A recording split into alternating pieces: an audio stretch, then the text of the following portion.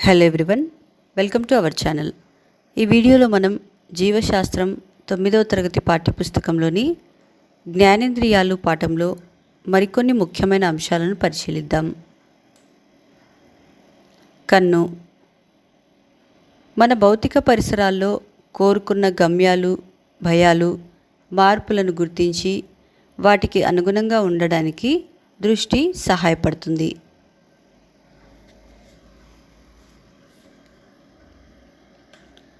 కన్ను యొక్క నిర్మాణం. మన కన్నులో కంటిరెప్పలు, కనురెప్ప రోమాలు, కనుబొమ్మలు, అశ్రుగ్రంథులు ఉంటాయి.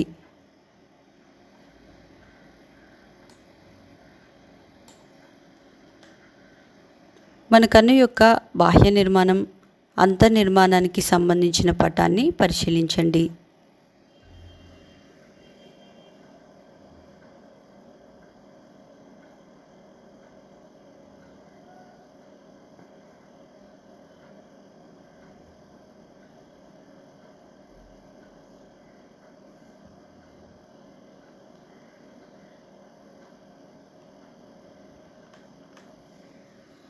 కంటి ముందు భాగాన్ని పలుచటి కంటిపొర కప్పి ఉంటుంది.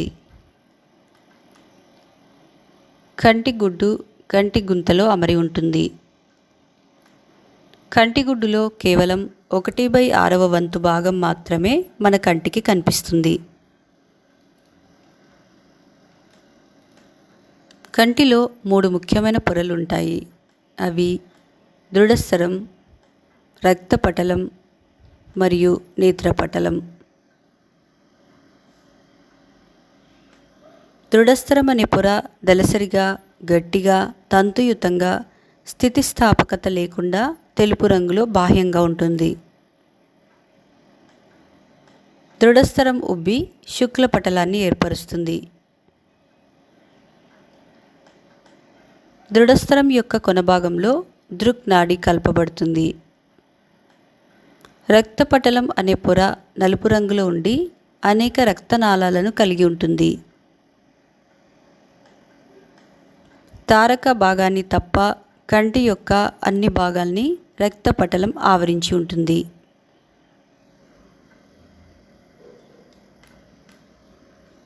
తారక చుట్టూ రక్తపటలం నుండి ఏర్పడే భాగమే కంటిపాప. కంటిపాపలో కిరణాకార, వర్తులాకార కండరాలుంటాయి. తారకకు వెనుక ద్వికుంభాకారంలో ఉండే కటకం ఉంటుంది. అది శైలికాకార కండరాలను అవలంబిత స్నాయువులకు కలపబడి ఉంటుంది.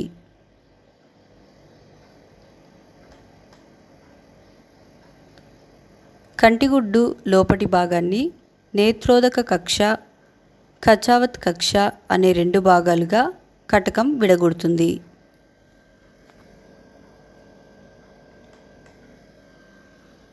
నేత్రోదక కక్ష నీరు వంటి ద్రవంతో నిండి ఉంటుంది. కచావత్ కక్ష జెల్లీ వంటి ద్రవంతో నిండి ఉంటుంది. నేత్రపటలంలో దండాలు, శంకువులు అనే కణాలు ఉంటాయి. దృష్టి జ్ఞానం లేని అందచుక్క, మంచి దృష్టి జ్ఞానాన్ని కలిగిన పచ్చ చుక్కలు నేత్రపటలంలో ఉంటాయి. పచ్చ చుక్కనే మేక్యులా అని, ఫోవియా అని కూడా అంటారు.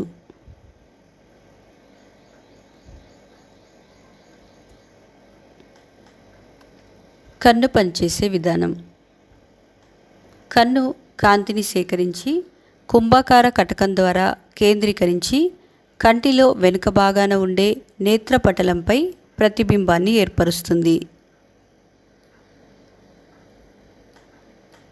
కటకం వల్ల ఏర్పడే ప్రతిబింబంలో ఎడమ, కుడిగాను, తలకిందలుగాను ఉంటుంది.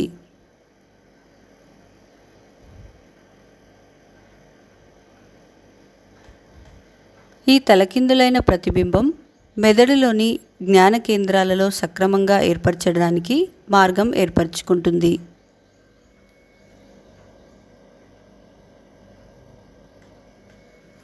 అందువల్ల జ్ఞానేంద్రియాల నుండి వచ్చే సమాచారం చాలా వరకు మెదడులో సరైన దిశలోకి మార్చబడుతుంది.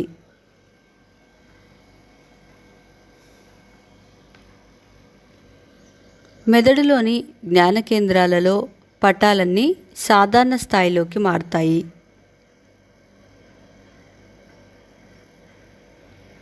కాంతి తరంగాల నుండి సమాచారాన్ని తీసుకొని మెదడు తన ప్రక్రియను నిర్వర్తించడానికి వీలుగా వాటి కాంతి లక్షణాలను నాడీ సంకేతాలుగా మార్చే సామర్థ్యం కంటికి మాత్రమే ఉంది.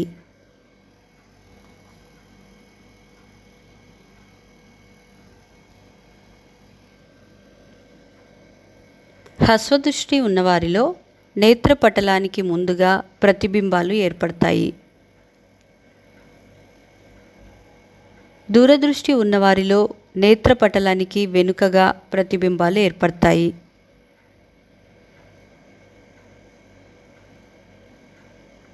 కంటిలో గ్రాహక కణాలు. నేత్రపటలంలో ఉండే సున్నితమైన కాంతి గ్రాహక కణాల వల్లే మనం చూడగలుగుతున్నాం.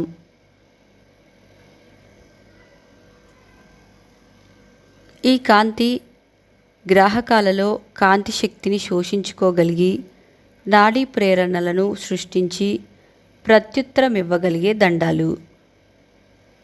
శంకువులు అనే 2 రకాల ప్రత్యేక కణాలు ఉంటాయి.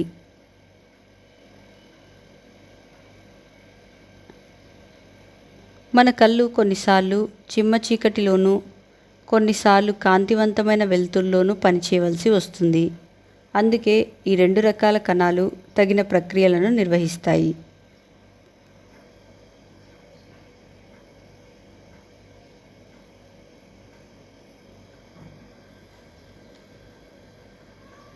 మన కంటిలో రొడాప్సిన్ అనే వర్ణద్రవ్యాన్ని కలిగిన దండాలు సుమారుగా 125 మిలియన్లు ఉన్నాయి. అవి అతి తక్కువ కాంతిలో అంటే చీకటిలో వస్తువుల్ని చూడగలవు. కానీ వివిధ రంగులకు సంబంధించిన నిశితమైన తేడాలను మాత్రం గుర్తించలేవు.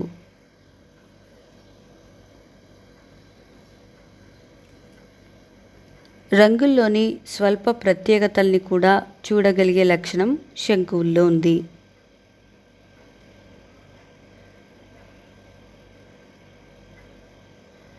దాదాపు 7 మిలియన్ల శంకువులు కంటిలో ఉంటాయి.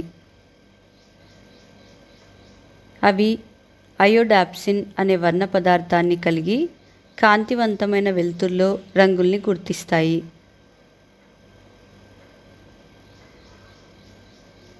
నీలం, ఎరుపు, పసుపచ్చ వంటి రంగులనే కాకుండా వాటి కలయికల వల్ల ఏర్పడే రంగుల్ని కూడా గుర్తించగలిగే ప్రత్యేక గుణం శంకువుకు ఉంది.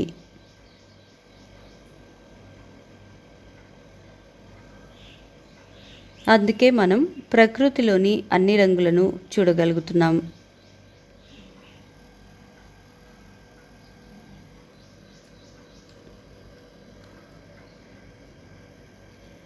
నేత్రపటలం మధ్య భాగంలో ఉండే ఫోవియా అనే చిన్న భాగంలో శంకువులు గుమిగూడి ఉండి దృష్టిని స్పష్టంగా ఉండేలా చేస్తాయి. కంటిగుడ్డుని తిప్పడం ద్వారా మనం చూడాలనుకున్నది సూక్ష్మంగా పరిశీలించటానికి ఫోవియా ఉపయోగపడుతుంది.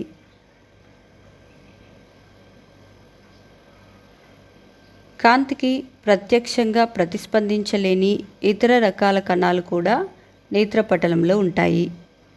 అవి కాంతి గ్రాహకాల నుండి ప్రేరణలను సేకరించి వాటిని నాడీ కణాలకి అందిస్తాయి.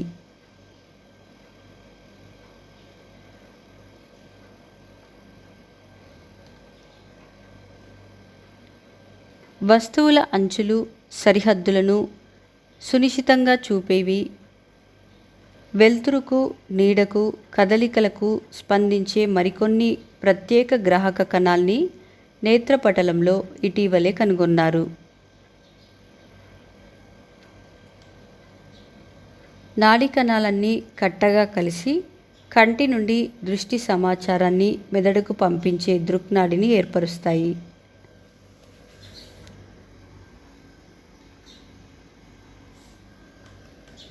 దృక్నాడి కాంతిని తీసుకెళ్లదు, లోపలికి వచ్చే కాంతి నుండి ఉత్పన్నమయ్యే ప్రేరణలను లేక ప్రచోదనాలను మాత్రమే తీసుకెళ్తుంది.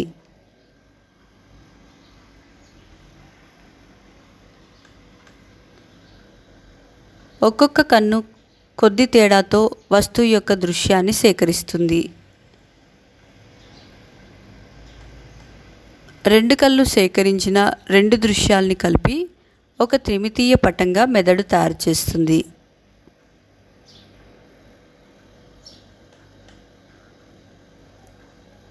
ప్రతి కన్నులోని నేత్రపటంలో ఒక చిన్న ప్రాంతంలో క్రాంతి గ్రాహకాలు ఉండవు. దాంతో ఆ ప్రాంతం అంధకారంగా ఉంటుంది. దీనిని అందచుక్క అంటారు.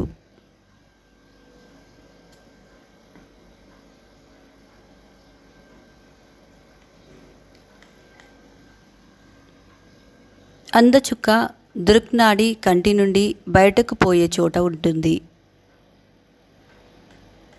దాంతో దృశ్య క్షేత్రంలో చిన్న రంధ్రం లేక ఖాళీ ఏర్పడుతుంది.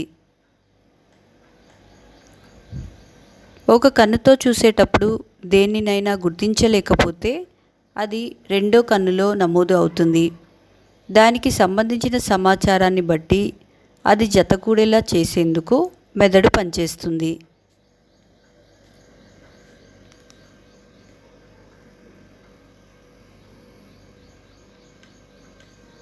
కన్ను సంరక్షణ.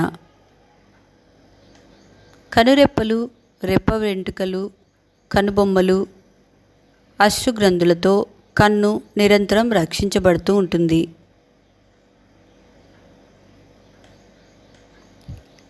కంటి ముందు భాగాన్ని ఒక పలుచని పొర కప్పి ఉంటుంది.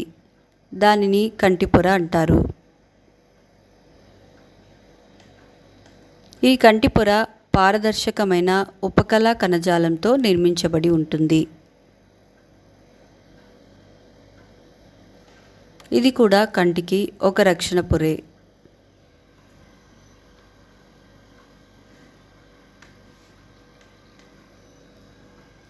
ఎప్పుడైనా ఏదైనా అవసరం లేని పదార్థం కనుక కంటిలో పడితే వెంటనే అశ్రుగ్రంథులు ప్రేరేపితమై ఆ పదార్థాన్ని బయటకు పంపించి వేస్తాయి.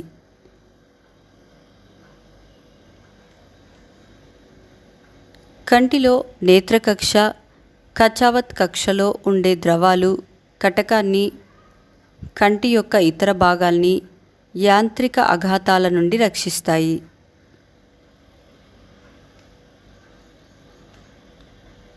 కనుపాపకు ముందుండే దృఢస్థరంలోని శుక్లపటలం ఒక పరిశుభ్రమైన కిటికీలా పనిచేస్తుంది.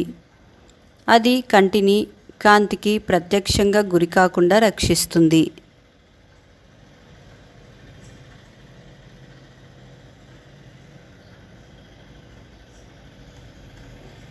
తారక పరిమాణాన్ని సరిచేసే కండర నిర్మాణాన్ని కంటిపాప అంటారు. కటకం ముందు భాగంలో ఉండే కంటిపాపలో చిన్న ఖాళీ ఉంటుంది. కాంతి తీవ్రతను బట్టి తారక పరిమాణంలో సర్దుబాట్లకు అది ఉపయోగపడుతుంది. కంటి కటకం యొక్క నాభ్యంతరాన్ని సరిచేయడానికి శైలికామయ కండరాలు, అవలంబిత స్నాయువులు ఉపయోగపడతాయి.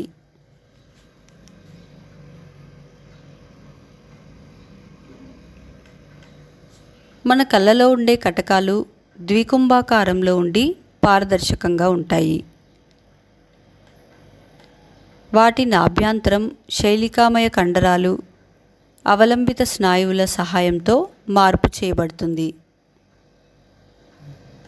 అవి కటకం ఆకారాన్ని కావలసిన విధంగా మార్చగలవు.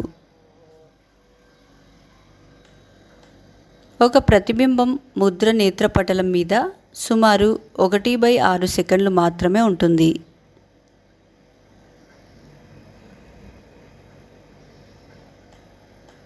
ఒక వస్తువు యొక్క కదలిక లేని ప్రతిబింబాలను సెకనుకు 16 చొప్పున వేగంగా తిప్పారనుకోండి, కన్ను దాన్ని ఒక చలనచిత్రంగా తీసుకుంటుంది.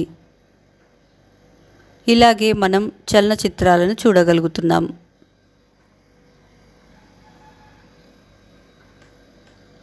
రేచీకటి, పొడిబారిన కళ్ళు, హ్రస్వదృష్టి, దీర్ఘదృష్టి, గ్లూకోమా, కంటి శుక్లం, వర్ణాంధత్వం మొదలగునవి కళ్ళకు ప్రధానంగా వచ్చే వ్యాధులు.